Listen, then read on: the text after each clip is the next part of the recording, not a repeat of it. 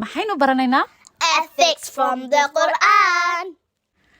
cashirkeena maanta waxa uu ku saabsan yahay miisaanka ma taqaanaan waxa miisaanka laga wado maxaa laga wadaa Measuring. yaa ina barayaa Allah. subxaanahu watacaala halkee ayuu inagu barayaa allah subxaanahu watacaala miisaanka Quran. halka ay qur'aanka kaga jirto ma taqaanaan Ha. waa halkee Surah Hud. aayadda nambarkeeda ma taqaanaan Ha. waa aayadee 85. aayadda 58 ma akhriyi kartaan Ha.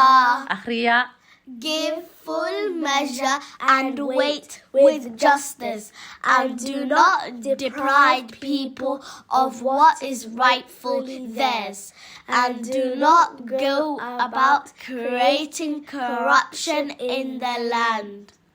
ما شاء الله الله سبحانه وتعالى وحو قرآنك إنه شاقي ويا قومي أوفوا المكيال والميزان بالقسط ولا تبخسوا الناس أشياءهم ولا تعثوا في الأرض مفسدين إلهي وحويري قرآنك وفيا beega iyo miisaanka si cadaalad ah hana ka duudsiinina dadka waxyaalahooda hana ku baabi'inina dhulka fasaad iyo fasaadka aad falaysaan ee aadka u xun